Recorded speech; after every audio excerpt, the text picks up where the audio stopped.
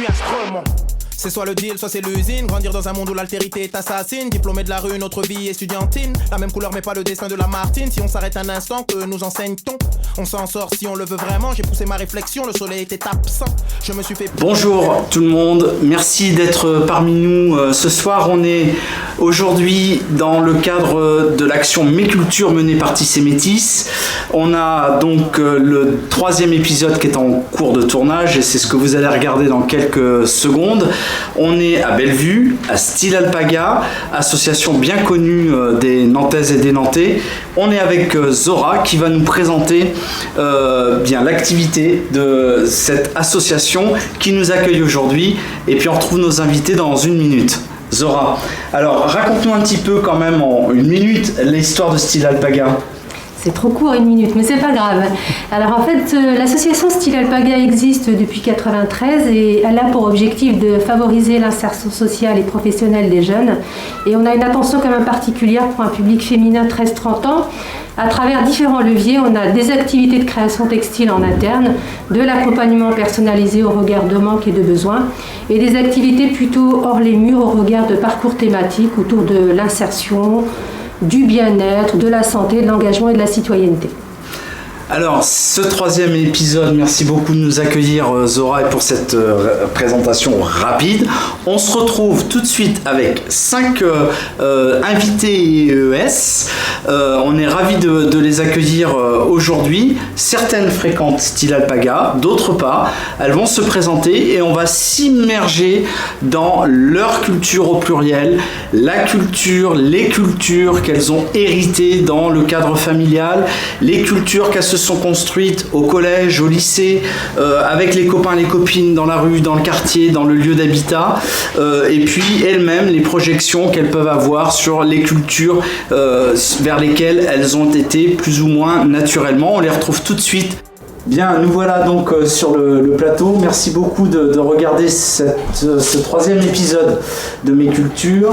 Nous sommes en compagnie de nos invités.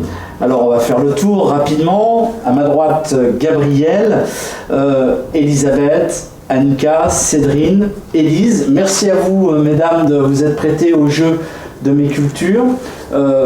Alors on va commencer avec vous, Annika, si vous le voulez bien, pour le rappeler sur un petit peu la règle du jeu. C'est là d'essayer de s'immerger dans ce qui vous a influencé en termes culturels, des cultures, mes cultures, à la fois dans la vie familiale, la vie scolaire, je le rappelais tout à l'heure en introduction, mais aussi la rue et les diverses influences aujourd'hui qu'on peut avoir les uns et les autres. Alors Annika, racontez-nous un petit peu votre histoire et puis déjà les influences.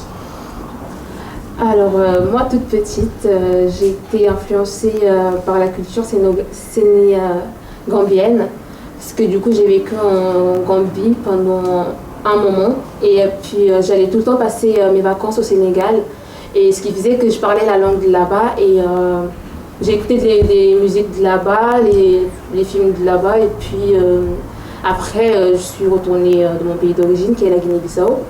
Et j'ai été aussi influencée par le pays, enfin par mon pays d'origine, parce qu'avant, du coup, je parlais pas la langue quand je suis arrivée là-bas.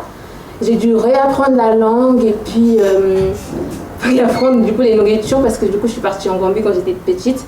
Et après, je suis venue ici en France quand j'avais 12 ans. Et j'ai du coup été influencée par la culture française et puis surtout la culture nantaise parce que du coup depuis que je suis venue à Nantes, je suis restée à Nantes et puis j'ai découvert la culture nantaise. On a mangé à la cantine, des trucs comme ça avec le gâteau nantais qui est très bon. Et puis après vers la fin du collège, j'ai connu Elisabeth qui m'a un peu influencée aussi par la culture japonaise que j'ai découvert, que je ne comprenais pas tout à fait au début, j'ai jugé un peu. Mais après, j'ai commencé à regarder les animés, j'ai bien aimé, je suis entrée dedans et aujourd'hui encore, je suis dedans, quoi. Alors, si on revient un petit peu pour votre histoire africaine, du coup, qui est déjà composée de plusieurs cultures, oui. Qu'est-ce que vous avez retenu avec, j'allais dire, votre bagage culturel plutôt de la Guinée-Bissau, du côté des parents ou de la famille en tout cas, et peut-être votre regard sur le Sénégal, qu'est-ce qui vous a accroché à ce moment-là ? Alors, le Sénégal, c'est un beau pays, c'est un très beau pays que j'aime bien, parce que du coup, j'ai eu la chance de découvrir plusieurs villes du Sénégal. Les plages, il y a des magnifiques plages, des beaux villes, et les habitants sont accueillants, souriants. En fait, je me sentais bien là-bas. Et après, en Guinée-Bissau, ce qui m'a plus plu en Guinée-Bissau, c'était qu'il y avait ma famille là-bas. Et après, du coup, je me sentais bien chez moi. Au début, c'était pas facile, mais après, je me suis habituée. Et après, du coup, avec ma grand-mère qui m'a un peu influencée aussi vers la couture, parce qu'elle nous faisait des robes qu'elle cousait à la main qui étaient très beaux. Et je me suis dit, moi aussi, j'aimerais bien faire ça. Et j'ai commencé à coudre petit à petit à la main avec elle. Et du coup, c'est ça qui m'a lancée vers cette voie-là. Et c'est ça qui, en fin de compte, je me suis rendu compte que c'était ça que je voulais faire. Et j'ai toujours su que c'était ça que je voulais faire. C'était une révélation du coup. Oui, voilà, c'était une révélation. Et depuis, après, quand je suis arrivée en France, en regardant Barbie, j'avais vu un film de Barbie qui était Barbie, la styliste à Paris ou quelque chose comme ça, je me souviens plus trop du titre. Et quand j'ai vu que ça existait, qu'on pouvait faire de ça un métier, parce que du coup, dans mon pays, c'était pas pris au sérieux, c'était pas vraiment un métier, quoi. Et quand j'ai appris que ça pouvait être un métier, j'étais trop contente. Et depuis ce jour-là, je voulais tout suivre pour devenir styliste, en fait. Et c'est pour ça que je suis là, en fait. Voilà. D'accord. Et alors, c'est la création de la mode. Est-ce que vous avez eu des modèles, du coup, puisqu'il y a bien sûr des grands stylistes, femmes et hommes. Est-ce qu'il y a eu comme ça des interactions entre des influences de stylistes qui ont plutôt un pied en Afrique, on va dire, et d'autres en Occident, parfois les deux? Pour l'instant, là, au début, je m'intéressais plus aux stylistes et créateurs occidentaux, en fait. Et puis c'est vers maintenant que je commence plus à m'intéresser aux créateurs africains et puis américains, un peu extérieurs. Par exemple, en France, j'ai découvert Yves Saint Laurent, j'ai adoré ses créations, le smoking, et j'adore aussi le smoking, et je me suis fait... c'est ça qui me donne toujours envie, et je me dis que je fais ce que je veux faire, et je sais que c'est ça que je veux faire, et je me dis je ne me trompe pas en fait dans ce que je fais. Et maintenant, je viens de découvrir aussi un créateur sud-africain qui s'appelle TB Magougou, qui fait des créations géniales. Et là aussi des créateurs occidentaux, comme j'ai dit, Schiaparelli, la marque Schiaparelli qui me plaît, avec le nouveau directeur artistique Daniel Roseberry qui fait du beau travail, et ça me correspond totalement. Et un jour, s'il regarde cette interview, j'espère qu'un jour je pourrai faire un stage là-bas. Écoutez, le message est lancé, sait-on jamais, il peut se passer quelque chose, l'appel est lancé. En tout cas, merci déjà pour cette première approche qui est extrêmement riche du coup, déjà dans ce parcours.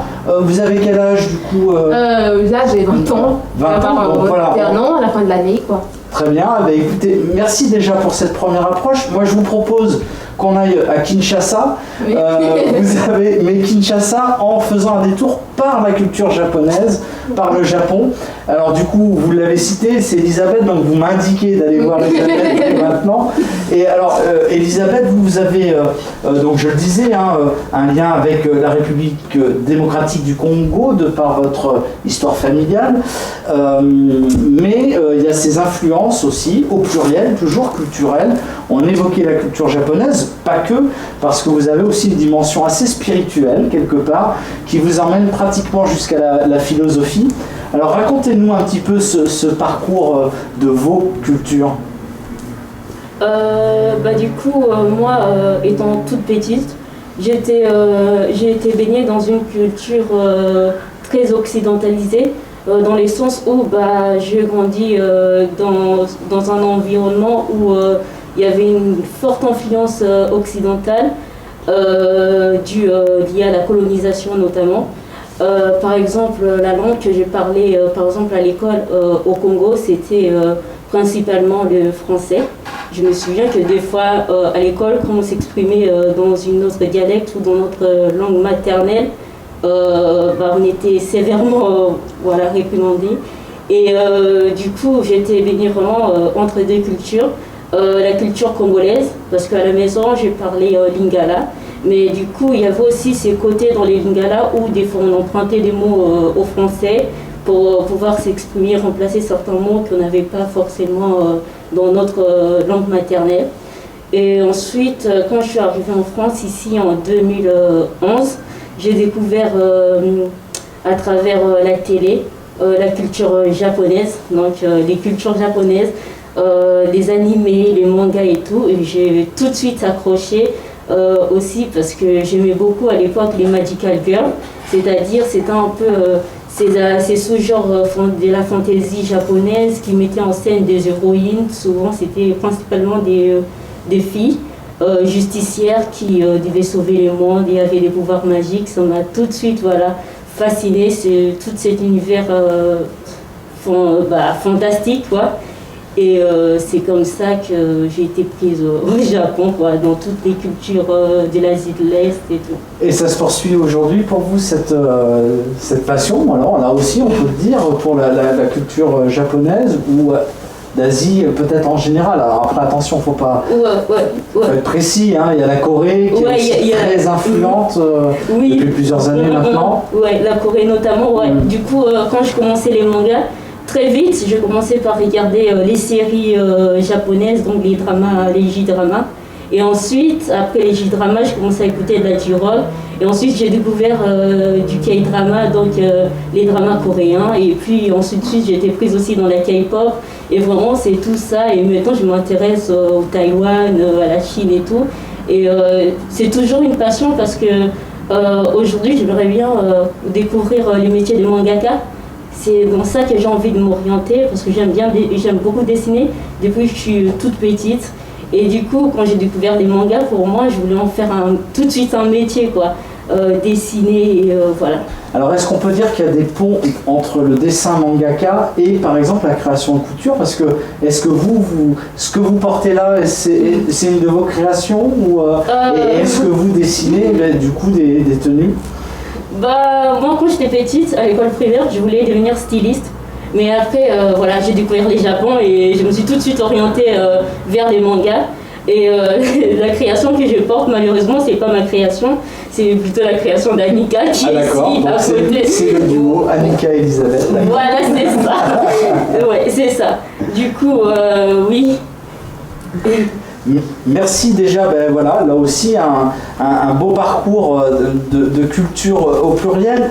Je voulais venir vers Cédrine on parlait de couture à l'instant, là, donc Elisabeth qui porte une création d'Annika.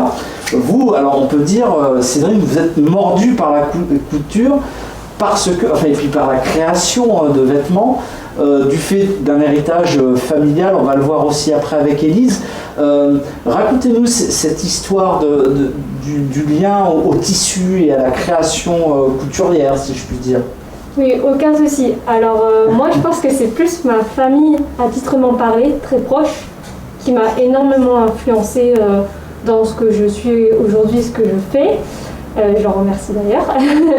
Eh bien, j'avais beaucoup un côté artistique et ils m'ont transmis de la peinture, le dessin, mais même en balade durant les randonnées, ils me montraient les différents végétaux, les plantes, enfin les scarabées, enfin tout ce que vous voulez quoi, enfin au niveau de ça. La faune et la flore, donc inspirante. Exactement, et ça se retrouve beaucoup dans mes créations, j'aime beaucoup les fleurs. Et il y a aussi le côté de ma grande-tante Danielle qui elle faisait des dessins pour des créateurs de mode sur de la soie, donc j'ai beaucoup aimé ce travail-là. Il y a des dessinatrices, j'ai aussi tout un côté artistique qui m'a énormément plongée là-dedans et qui m'a incité à toucher à différentes matières comme le plastique pour en faire des fleurs ou je sais pas, le bois parce que la menuiserie, enfin les détails, enfin un peu tout ce que vous voulez en termes de matière, parce que j'aime beaucoup ça.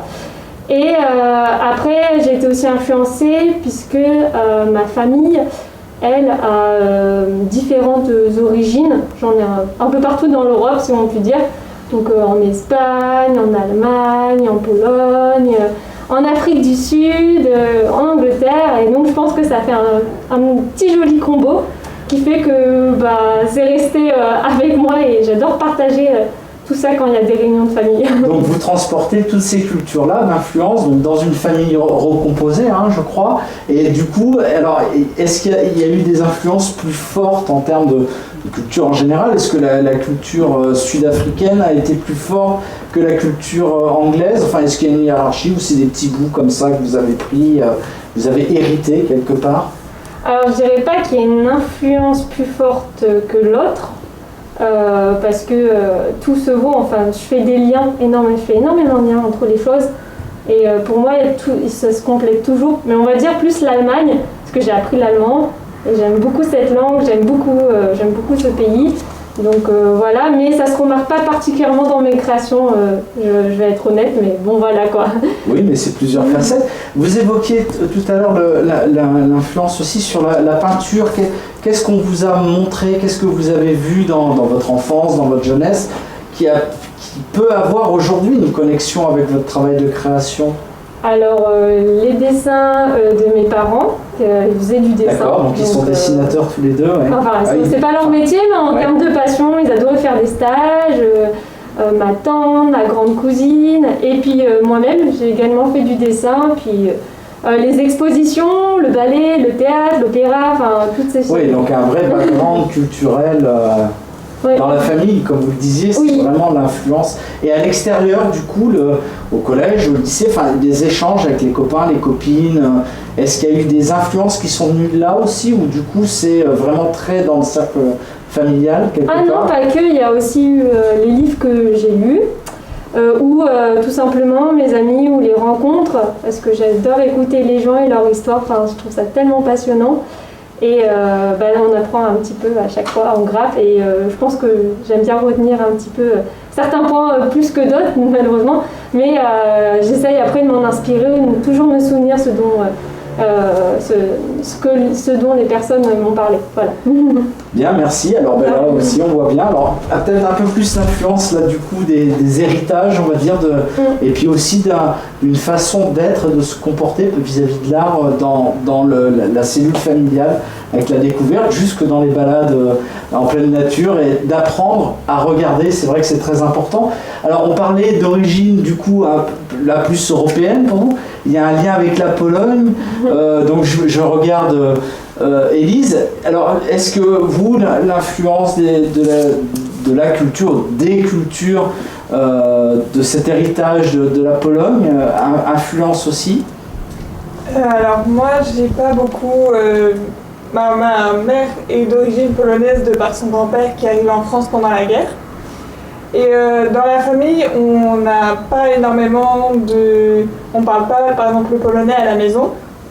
Mais on va très souvent voyager parce que mon oncle habite en Pologne, c'est marié avec une Polonaise. Donc on va beaucoup voyager en Pologne. On fait beaucoup des plats polonais à la maison, on aime beaucoup cette culture. Après, sinon, j'ai plus du côté de ma mère, de mon père, par mon arrière-grand-mère, tout ce qui est la couture, qui en faisait beaucoup et qui en faisait énormément, qui, en la voyant en faire, ça m'a beaucoup inspirée. Et aussi ma grand-mère du côté de ma mère, qui nous faisait des petites robes de poupées, etc. Donc moi, ça m'a donné envie d'en faire aussi. Après... sinon, il y a beaucoup ma mère est aussi beaucoup dans les arts. Elle fait de la peinture et de la sculpture à un certain moment. Elle aime beaucoup ça. Et moi, j'ai plutôt touché à d'autres, donc à la couture pour le milieu artistique. Et j'aime beaucoup aussi faire de la photo. Donc c'est aussi quelque chose que j'aime beaucoup. Beaucoup déjà de disciplines. Donc là aussi, un petit peu comme Cédrine, il y a une inspiration vraiment dans la cellule familiale. Et on voit bien que les pratiques, notamment par les anciens, peuvent inspirer les plus jeunes. C'est ce que vous disiez, j'ai regardé ma grand-mère coudre. Et donc du coup, ça m'a donné envie, moi aussi. C'est ça l'histoire en fait.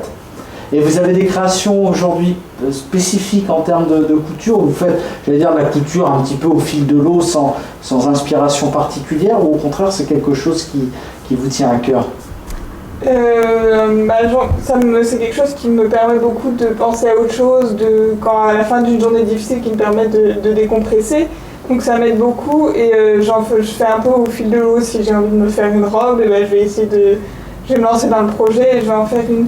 Après, en ce moment, je fais aussi je prépare un événement avec Style Alpaga qui est le salon Modu, où je vais exposer des trucs que j'ai fait, donc plus des petits objets comme ça du quotidien que j'aime aussi faire pour me détendre le soir.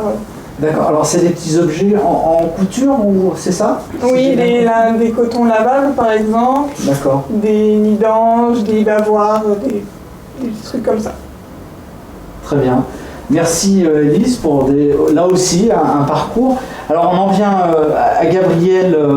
Donc Gabriel, bonsoir. Vous êtes inspiré plutôt par la littérature, le cinéma. Enfin, il y a des choses qui se retrouvent dans ces disciplines. Mais vous aussi, il y a un lien quelque part quand vous avez écrit votre petit texte de présentation vers les cultures japonaises. Est-ce que c'est au point qu'exprimait Elisabeth ou là on sentait vraiment?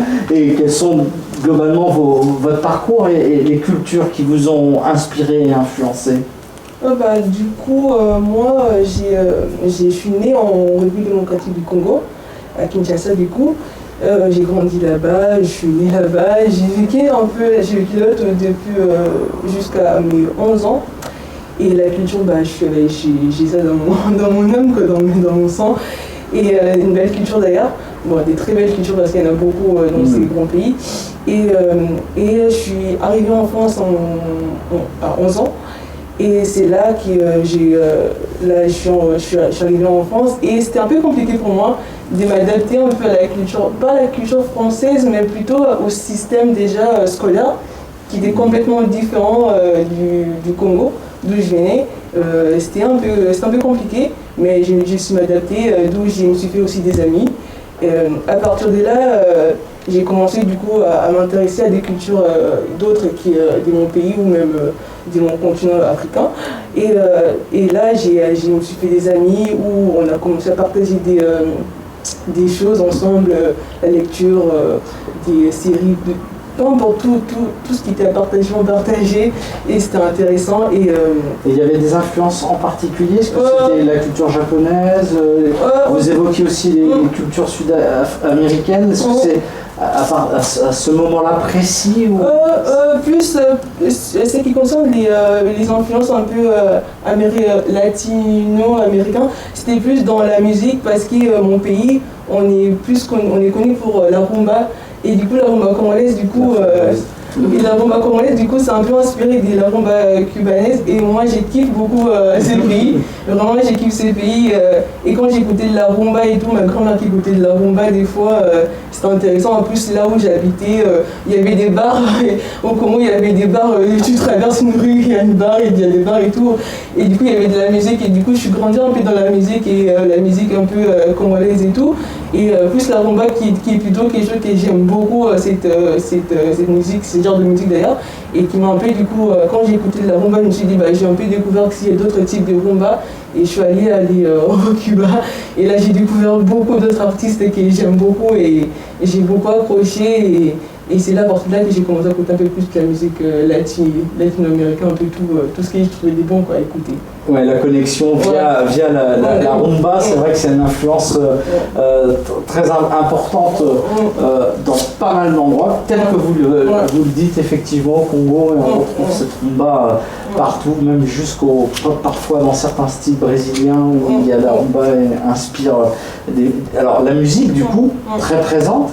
Là j'en viens parce que c'est un petit peu notre thème de la soirée aussi, sur la question du vêtement, de la couture, des choses comme ça. Est-ce que vous avez une pratique en particulier ou par exemple le vêtement que vous portez Malheureusement, c'est pas moi.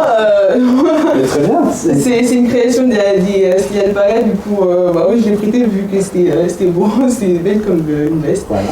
Et, sinon, de ma famille, oui, il y a un peu de l'influence au niveau de la couture, parce que ma mère, elle fait de la couture. Mais sauf que moi, j'ai pas appris à faire de la couture, c'était pas un truc qui m'intéressait déjà de base.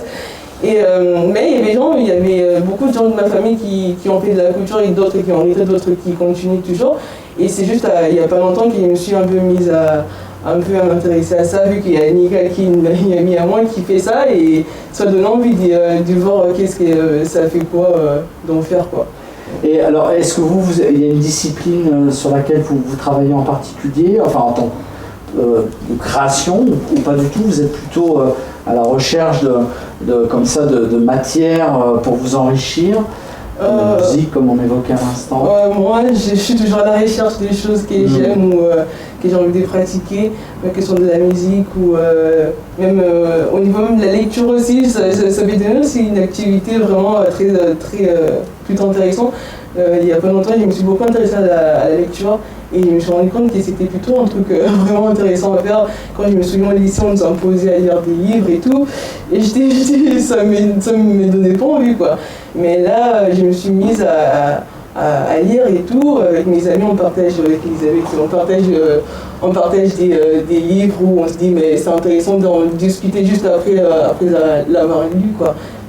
Alors, et le dernier coup de cœur alors en littérature ou en bouquin, c'est quoi le dernier livre qui vous a un peu frappé, qui vous a bousculé? Le dernier livre que je viens de finir, c'est de George Orwell. C'est ça, 1984. Ah oui, d'accord, ok. Ouais, je viens de finir. Ambiance, baisse les tampons, on va dire, de l'époque en fait. Oui, c'est un livre plutôt intéressant à lire et je conseillerais à tout le monde d'en lire. Bon, bien écoutez, merci beaucoup en tout cas. On va dire que c'était peut-être le conseil de lecture. Un rapide tour de table, puisqu'on arrive déjà à l'issue de notre troisième épisode de Mes Cultures. Ben là, on a fait un beau voyage déjà ensemble. Est-ce qu'il y a des réactions les unes aux autres? On se donne 5 minutes comme ça pour réagir par rapport au récit des unes et des autres. Est-ce qu'il y avait déjà des réactions entre vous? Oui. Désolée, je lève la main comme si j'étais à l'école. Ça, c'est des réflexes malheureux. Ouais, c'est ça. J'ai été conditionnée. Complètement. Du coup, par rapport justement à l'école, Gabrielle évoquait que ça a été difficile pour elle de s'adapter au système, au programme scolaire ici en France. Et j'ai à peu près du coup vécu une histoire similaire parce que déjà, on vient du même pays, les programmes scolaires n'est pas du tout les mêmes et surtout moi j'ai rencontré beaucoup de difficultés par rapport à certains mots en français, contrairement à ce que je pouvais penser. Les français que j'ai parlé en République démocratique du Congo et celles que je parlais ici n'étaient pas du tout... Oui, il y a des Français. Dans l'espace francophone, international, enfin c'est un peu vaste, il y a des Français, effectivement. Et du coup, c'était totalement difficile parce que, par exemple, quand j'étais en RDC, j'ai été habituée à dire 90 à la place des 90 parce que tout simplement... Influence belge. Voilà, c'est ça.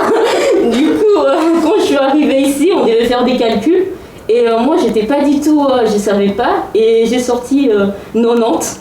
Et du coup, la maîtresse, elle était là, c'est quoi 90 et tout. Ah ouais, elle ne savait pas. Ouais, elle ne savait pas, et du coup, tout le monde s'est moqué de moi. Et du coup, à partir de là, j'ai vraiment essayé de m'améliorer, de travailler plus que les autres pour m'adapter dans un environnement où, par exemple, j'étais la seule noire dans ma classe. Quand je suis arrivée en France, on habitait au centre-ville de Nantes. Et du coup, j'étais dans une école où vraiment personne ne me ressemblait. Du coup, pour m'intégrer et m'adapter dans cet environnement, j'ai dû changer beaucoup de choses par rapport à ma façon de m'habiller parce que du coup, les styles vestimentaires n'étaient pas du tout de même. Déjà qu'au Congo, j'avais des uniformes et ici, on s'habillait comme il n'y a plus d'uniforme. Oui, c'est ça. Du coup, vraiment, ça a été difficile. Au début, je ne savais pas comment trouver ma place, quoi. Du coup, c'est là où j'ai rejoint un peu Gabriel.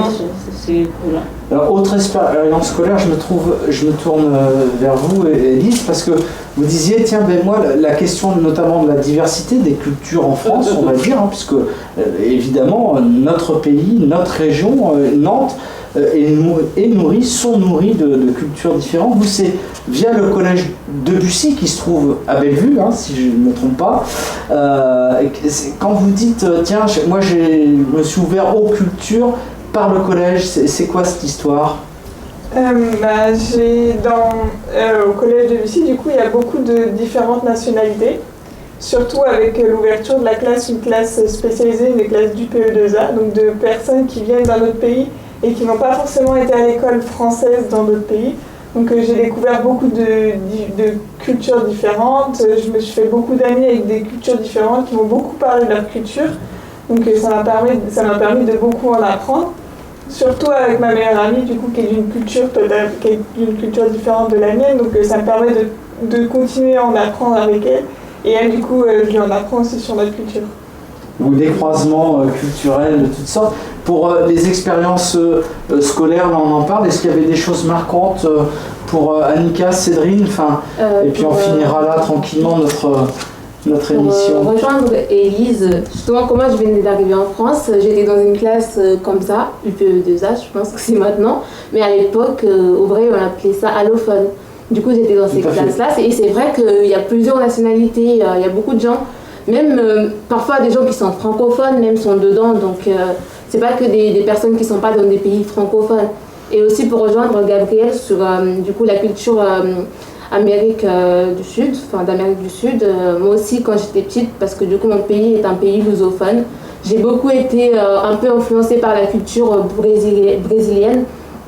Par rapport au cinéma, je regardais des telenovelas, des films. Oui, mais il y a effectivement ce circuit de la langue portugaise, hein, pour lusophone, c'est la langue portugaise. Oui, et du coup, comme le Brésil aussi, c'est un pays lusophone, du coup, nous, on regardait plus aussi des telenovelas brésiliens et des trucs comme ça. On a été plus influencés par la culture portugaise que, par exemple, la culture française, parce que du coup, on a été colonisé par le Portugal. Et du coup, voilà, c'était ce que j'avais à dire. Très bien, mais là aussi il y a des beaux parcours dans cet espace lusophone avec tout un tas de cultures qui se mélangent et qui s'inspirent les unes les autres. Cédrine, on finira par vous. Est-ce que votre expérience de la scolarité vous a amené aussi à découvrir des cultures que vous ne connaissiez pas, ou par les copains, les copines moi j'ai plutôt fréquenté des collèges, j'ai fréquenté des collèges où il y avait beaucoup une culture plus maghrébine, mais plus marocain, algérien, mais aussi des Français qui sont nés en France, et donc voilà, j'ai appris plein de cultures différentes. Mais je dirais plus que c'est pas forcément à l'école, c'est plus en dehors de l'école. Avec le sport de haut niveau que j'ai pratiqué, là j'ai voyagé un peu partout en France, donc c'était assez agréable de discuter entre deux courses à propos de culture, ou même dans les bars, des rencontres amicales. Moi je pense que c'était plutôt un peu en grappillant un peu partout quand j'ai fait ma cureuse, donc voilà, ou dans les livres tout simplement, en m'intéressant tout ça, le sport amène aussi effectivement à découvrir toutes les cultures qui nous composent, qui composent notre région, notre pays, vous le disiez là au niveau national, et puis bien au-delà évidemment, on a vu toutes les influences culturelles qui peuvent exister jusqu'à l'international évidemment, parfois par des histoires tristes, mais qui au bout du compte nous nourrissent quand même aujourd'hui. Voilà. Et mesdames, en tout cas, je vous remercie beaucoup de vous être un petit peu livrées dans certaines intimités. En tout cas, c'était extrêmement intéressant. On a voyagé dans plein d'endroits. Vous voyez, en 30 minutes, 35 minutes, déjà en dialoguant les voyages qu'on peut faire. Merci beaucoup en tout cas. Et puis, de toute façon, on se donne rendez-vous très rapidement pour un 4e épisode de Mes Cultures à venir dans les prochaines semaines. Et puis, on espère bien sûr qu'on pourra se retrouver notamment les 10 et 11 décembre, c'est à noter dans vos agendas, pour Tisser Métis la fête, qui est quand même notre grand événement qui devrait avoir lieu à la Cité des Congrès. En tout cas, on y travaille, on a cet objectif-là, donc on se dit à très bientôt et il y aura un temps fort Mes Cultures à la rentrée également. À bientôt, au revoir. Je suis un scrum. C'est soit le deal, soit c'est l'usine. Grandir dans un monde où l'altérité t'assassine. Diplômé de la rue, notre vie estudiantine. La même couleur mais pas le destin de la Martine. Si on s'arrête un instant, que nous enseigne-t-on? On s'en sort si on le veut vraiment. J'ai poussé ma réflexion, le soleil était absent. Je me suis fait pluie en attendant, mais tout prend l'eau. Trop de mecs nous bassinent. C'est comme dans Matrix, le règne des machines. Du rap ne subsiste que le basique. La mort de Pavlos Fissas, c'était un hic. Mais rien n'est illogique. De la crise naissent tous les fascismes classiques. L'histoire ne se répète pas, mes rimes abîment toujours les mêmes, drôles de mise en abîme. Effet miroir, toutes les vies sont comestibles. Ghetto, terre et guerre intestine. Je suis né dans le pays de la guillotine. Musulman et noir de peau, qu'est-ce qui me détermine? Qu'est-ce qui se joue dans ma poitrine? Mon cœur cesse de battre parfois, c'est la routine. Est-ce dans ça qui discrimine? Je n'entérine aucune nouvelle doctrine. Ne suis-je pas un enfant de la République?